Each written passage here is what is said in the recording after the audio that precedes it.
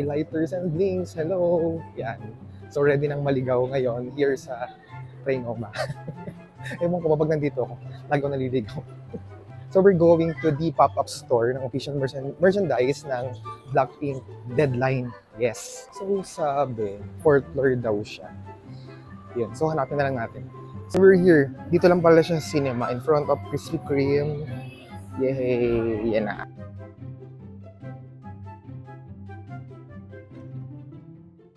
Yan. So kuha lang daw tayong number. Actually, 11:57 na kasi. And 11 daw yung start ng queuing. And yung pop-up store is from 19 to 23 lang. So, alam niya na. Siya, meron pa sa baba.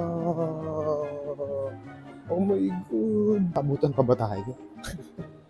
And ito na nga, nag-start ng queuing 12 o'clock. Tapos nabigyan ng queuing number, anong oras na? 12:54. Ikaw na lang talaga maghahanap ng lilibangan mo. Kaya yan, picture-picture na lang muna. And after almost isang oras, another isang oras sa taas. And almost 2 hours ang inantay. Finally! So medyo madaming tao inside at nakakataranta sa dami ng merch. So there's a light stick na special edition which costs 3,400 pesos. Then there's this pink racing jacket for 7,100 and another jacket na color black naman.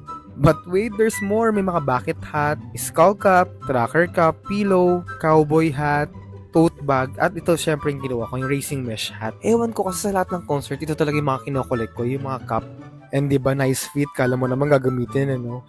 And there's a lot of shirt na mapagpipilian. Kaya good luck na lang talaga yung budget mo. Kasi parang nag-i-start siya sa 2,600 pesos. Huy! Then may luggage tag, may stickers, another stickers, bottle cap opener, keychains, and another keychain. That moment nagpipick na ako, promise. Then itong scarf, grabe, sobrang ganda nito at I want. Kaya lang 2,300. Then may ash gray shirt din. And may color white. At alam niyo kulang, pera na lang eh. Pero pag pumunta ka naman dito, busog for sure yung mga mata mo. At yun nga lang, kawawa yung wallet mo. At ayun na nga, nakita ko na naman tong scarf at trinay ko nga. Eh, ayun, hanggang try lang for this time. Kasi ewan na, masyadong pricey talaga siya. Tapos ang cool nitong cowboy hat. So, about to pay my first transaction here. I'm done paying. So, later, pakita ko lang yung ginawa ko. And I'm just waiting for my queue to be called sa releasing area. So, while waiting for my next orders, so, pakita ko lang kung ano nakuha ko noong una. First batch was the cup, batteries, and Lisa photo card. And hindi na kontento sa photo card, kaya kumuha ulit. And yeah, we're done. So, ito yung nakuha ko. So for the second batch, light sticks, 3, and 2 batteries para makuha natin yung mga photo card. So ito na, kompleto na sila. Here's the first one that I've got. Here's Lisa, followed by Jenny, Jisoo, and Rosie. Yay, kompleto na. By the way, to get this one, you need to purchase for 3,500.